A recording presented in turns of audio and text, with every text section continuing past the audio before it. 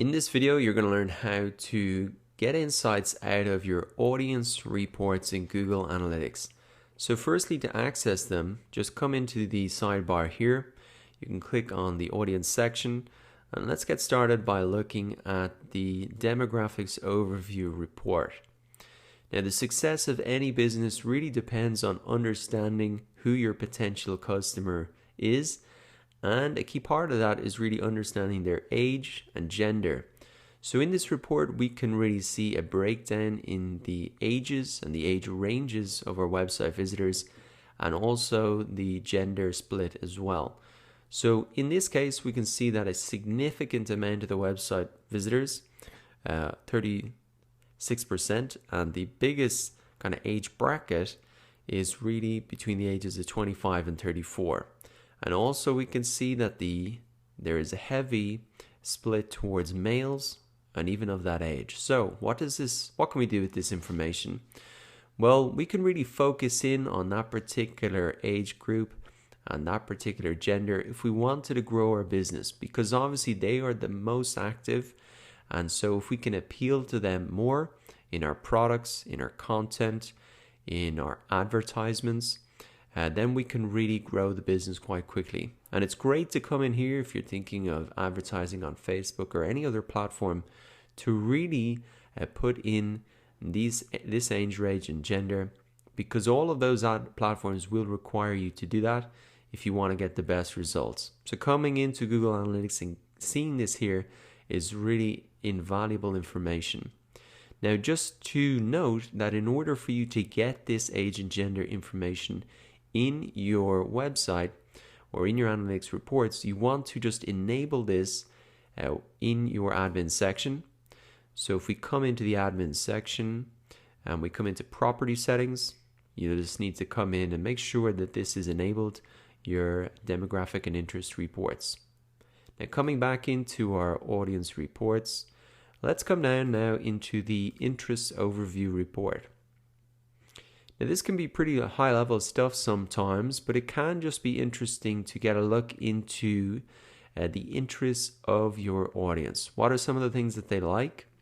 And this can give you some ideas about maybe some related products that you could create, or maybe businesses in related but non-competing industries that you could start to partner up with in order to appeal to that same audience.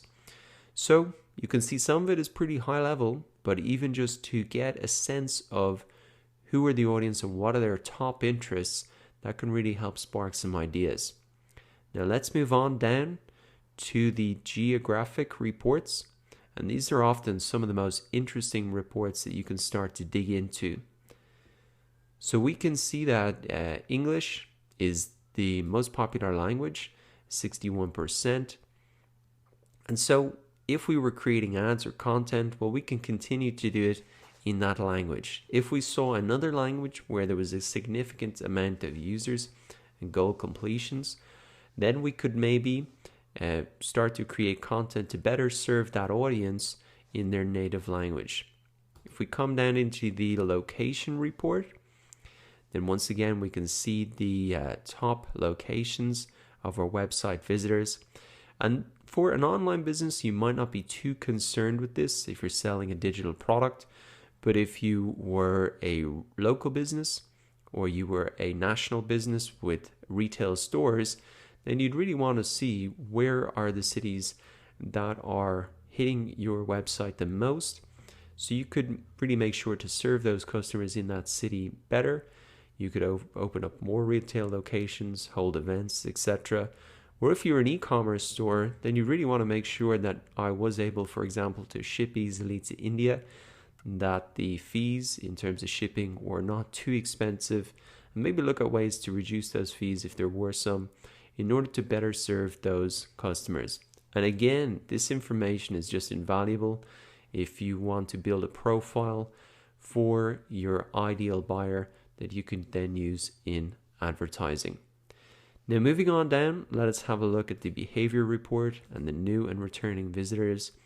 This can just give us an insight once again into our audience, people who are visiting for the first time, or that are coming back again and again. So in this case, we can see 81% of our visitors are new visitors. So maybe there's an opportunity to really increase the number of returning visitors. Maybe that's by building a bigger email list. And if we had a content site, we could make sure that we were emailing them every time we released a new piece of content. Or maybe if you're even an e-commerce site, building that email list again and emailing them when you've new product releases or sales in order to try and encourage those existing customers or email subscribers to keep coming back to the site.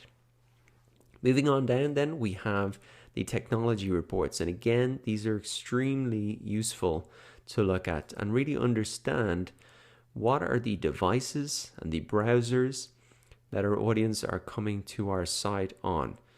What we want to do, and maybe a quick check here, is to have a look at the bounce rates and to really look at if there were any browsers where there was a much higher than average percentage of bounces. So we can see here Opera Mini, it's only 1.24% of our total number of users, but there does seem to be a little bit of a higher bounce rate. Up here in Safari, there does seem to be, this is 17.74% of our users over the last 7 days. And there does seem to be a much higher bounce rate here. So maybe that's something we could investigate, test our website on that browser to make sure that everything was working okay. Coming down to the mobile report, then we can really see the split in terms of whether people are accessing our website on desktop, mobile, or tablet. And we can see here that there is actually quite an even split between desktop and mobile and tablet if you added those up. Some sites are heavily geared towards desktop, like online training site like at Udemy. They have a lot of desktop users. And so if you're asking people to link off and check this out, check that out, it's going to be easy for them to do. If a lot of people were accessing on mobile, that's not going to be easy to do. So again, just understanding how your users are accessing your site can influence a lot of decisions you make about the design of the site, the content, and even how you target them once again in advertising. And looking down at the benchmarks reports, this can be pretty interesting as well. We can really see how our site is comparing versus the benchmark of people in our industry, which we can select here and which we would have selected when we set up our Google Analytics account. So we can have a look at in terms of our different channels, how we might be performing against the average of people in our industry. And that's based on the average of people using Google Analytics and submitting their analytics to Google. So that can be pretty interesting in terms of seeing how you get traffic to your site versus maybe some competitors. For example, this is an e-commerce site, a shopping site. You can see that in terms of referral traffic and organic search, we are significantly higher than the competition.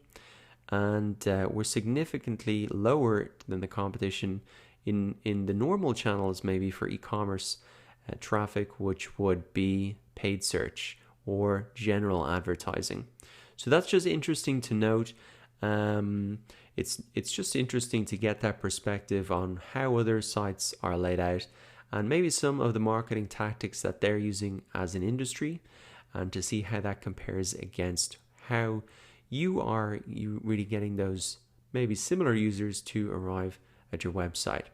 So now that you know how to get some insights out of these audience reports, come in to your Google Analytics account and have a look at this information and ask some of those questions that we've been asking in this video.